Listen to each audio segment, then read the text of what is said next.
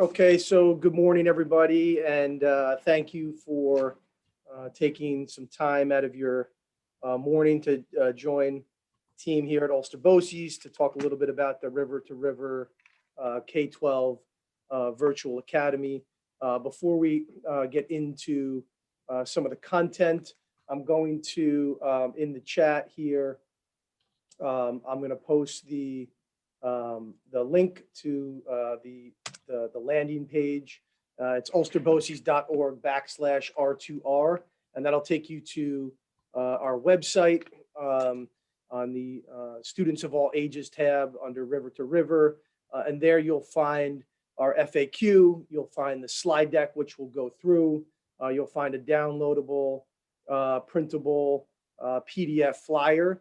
And you'll also see the kind of overview and a synopsis of each of the academies, which we'll talk here this morning about in a little bit more depth.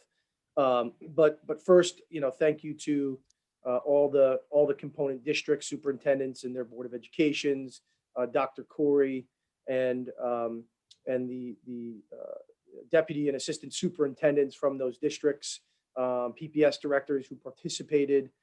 Early on, the charge was to think collaboratively about what a K-12 virtual school might be post-pandemic for Ulster County, and we engaged in some design thinking, really looking at the design elements of what this particular school could be, based on things pre-COVID that we know to be true for students as critical elements, regardless of where students go to school. But more importantly, our learning over the 15 months and what we saw that worked right here in Ulster County as best practice, or what we like to call as kind of the design principles for our school. And so we had a wonderful couple of days to do that work, and then begin to take it down a couple of tiers to put the nuts and bolts into the particular program. So I'm going to start here with the slide deck and take you through some of the components of the school. So River to River is a K-12 virtual academy model, really aimed at building individualized virtual learning journeys for students' futures. These are some of the design principles as we really began to look at what this school should embody. It was about access to new opportunities and high quality education. We needed to have equitable access to resources, a deep emphasis on learners' both academic and social emotional development, where there's safety and acceptance, and really everything hinging on relationships and community, even in this hybrid remote setting. So the model of delivery is really about PBL, project-based learning, or process-based learning, which has its foundations in collaboration, inquiry. We want to get learners excited in the elementary academy, really fostering kind of deep skills around numeracy and literacy, but also working towards self-managing and real-world skills. Teachers as public learners and continuously learning as the landscape and new learning happens in this virtual world, embedded strands of PD to ensure that our staff here at the River to River Academies are bringing to children the best practice and the most kind of cutting edge practice in this particular delivery situation. This is about flexibility for students and families.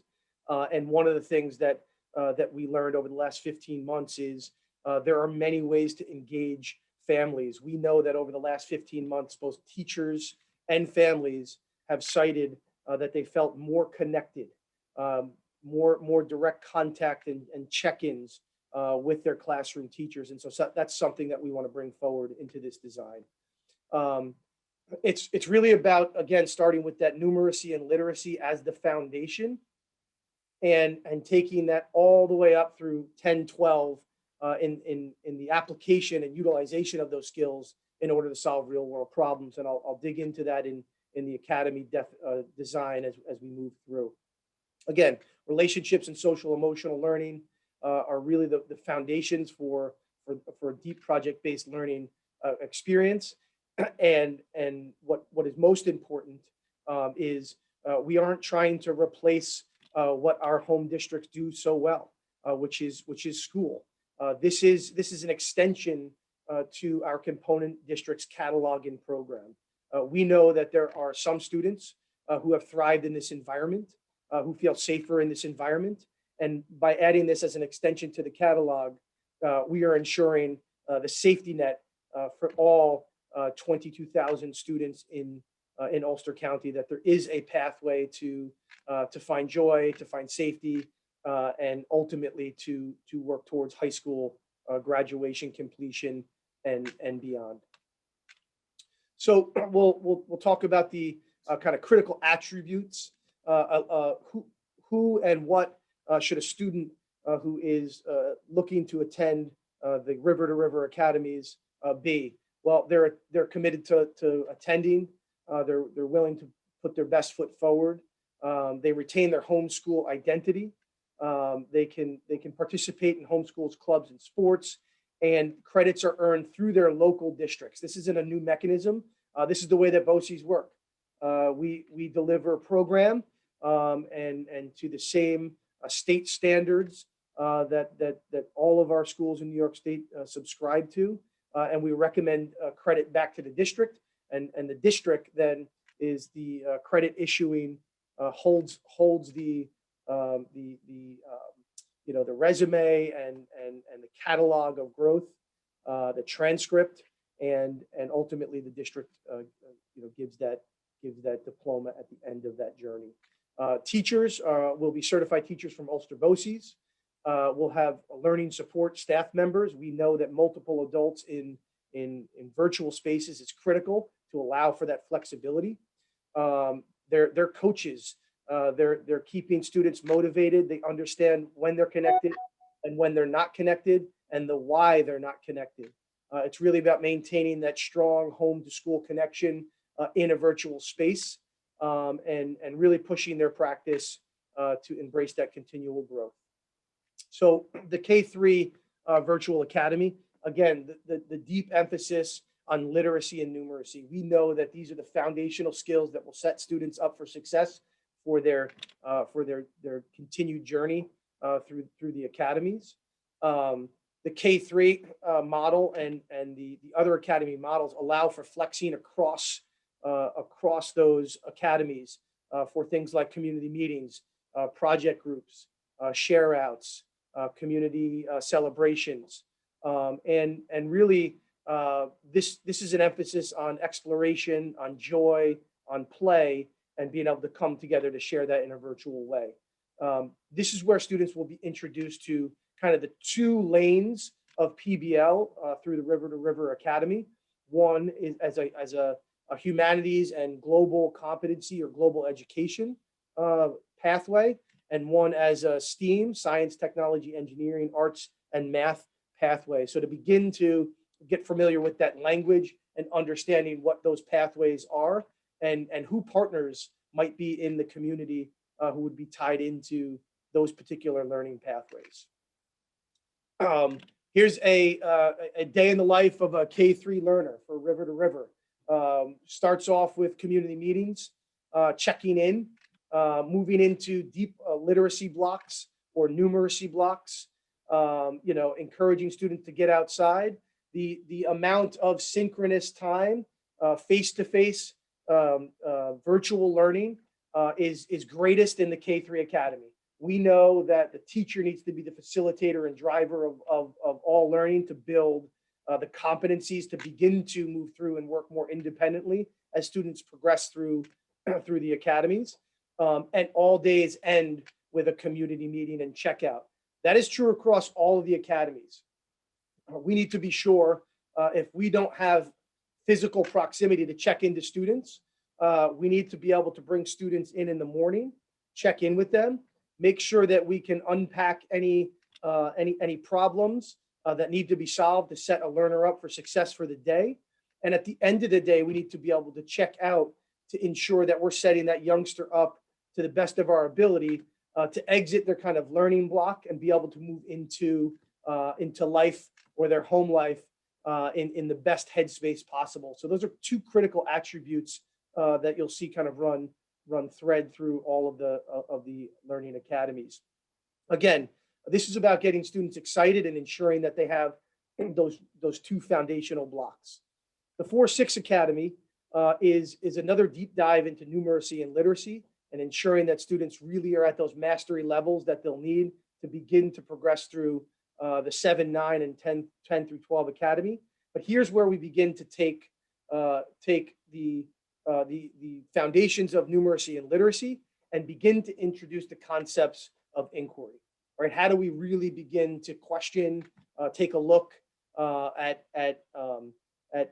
any problem or any design challenge or any question without constraints?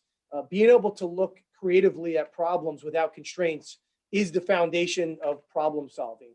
Typically, problem solving is a narrow path because of all of the information and all of the things that we assume on ourselves we can't do. Children don't have that, and inquiry is a wonderful way to kind of foster that creative, out-of-the-box thinking. Again, a day in the life of here, still very highly synchronous driven morning, midday, and afternoon. But this is where we begin to allow students to asynchronously work in teams with coaching on the side. So there's teachers watching that happen so that we can be sure that the critical attributes to group, project, and teamwork are being fostered in this 4-6 Academy.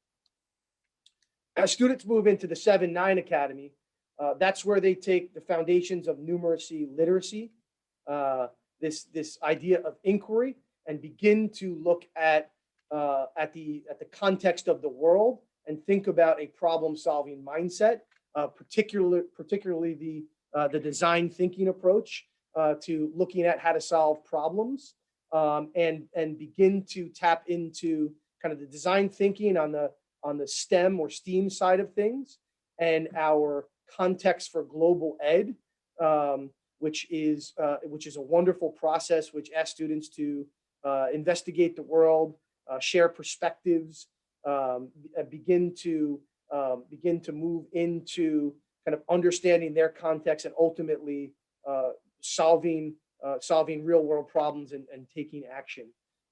So the day in the life of the 7 to 9 learner, again, this is where we begin to look at more content or course specific credits and building. The 7-9 Academy is intentionally 7-9, reaching up into the typical high school years to allow the flexibility across 7-9 for students who are ready, who have mastery levels and foundational skills to begin to set on their high school 22 credit journey a little bit early, as we do in all of our programs. So students in this academy will begin to have the opportunities to reach up and show competency in Algebra 1 or living environment, and also act as that kind of freshman academy experience, really building those skills at the capstone of this academy to set them up for what does success look like in a more high school experience.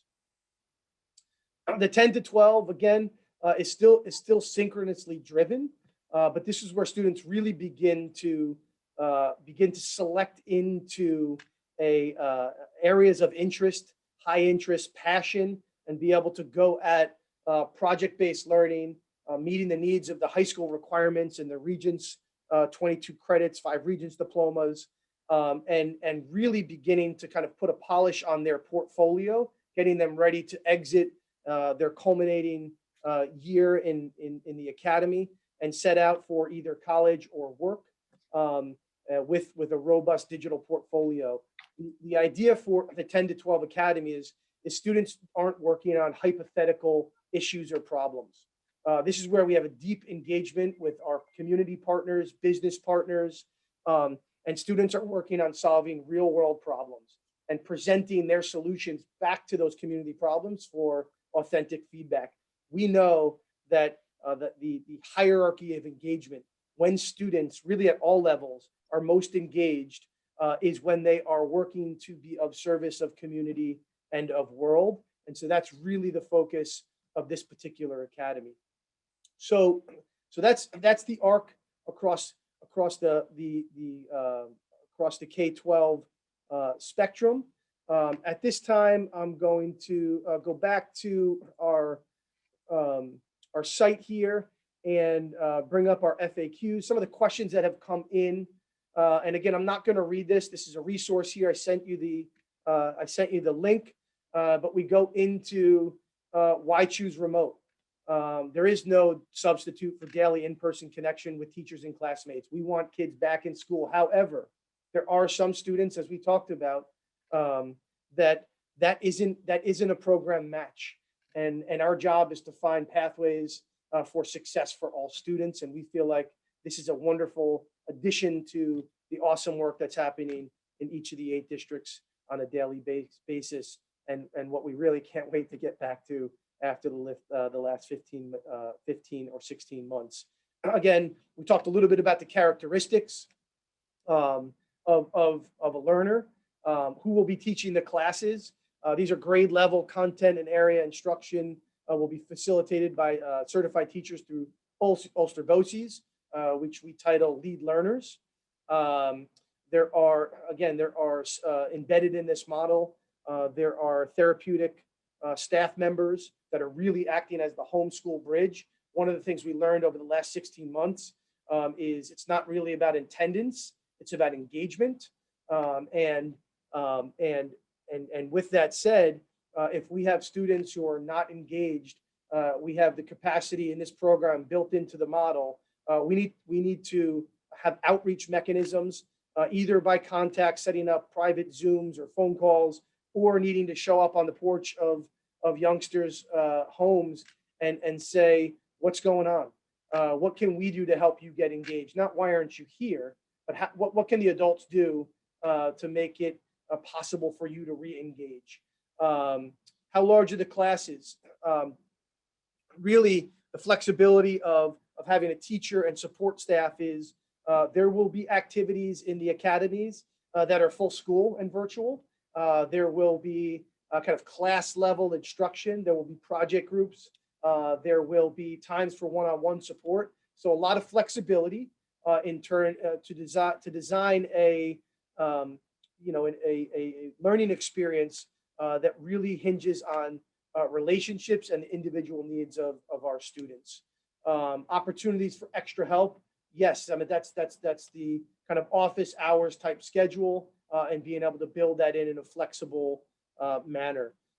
Again, like all BOCES programs, students retain the identity of the home district. They're coming to us. We're sharing that student's learning journey through K through 12 or wherever that student joins us.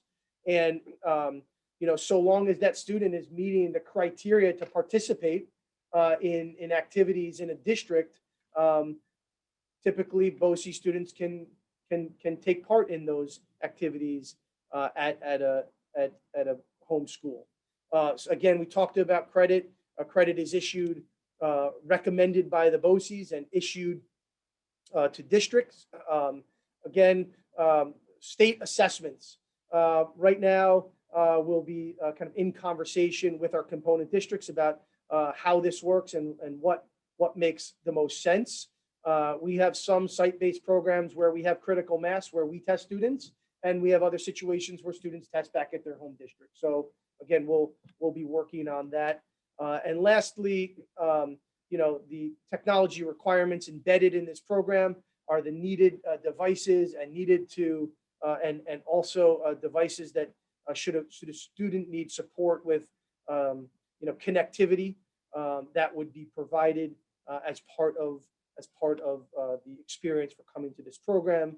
And kind of lastly, the materials in a virtual PBL experience, the project kits that students would be either picking up or would be delivered to these students to engage in the hands-on project experience, are part of the cost of this program and built in. So students would be receiving those materials. There's no expectations that families would need to retrieve these materials in order to participate in a robust way.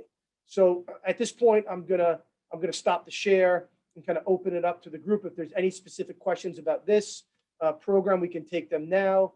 Otherwise, we'll stop this meeting and we can chat. But thank you for giving me a couple of minutes to run through the River to River Academies. And again, thank you for your support as always. On behalf of Dr. Corey and the board here at Ulster BOCES, we love partnering with our 8 districts. So thank you.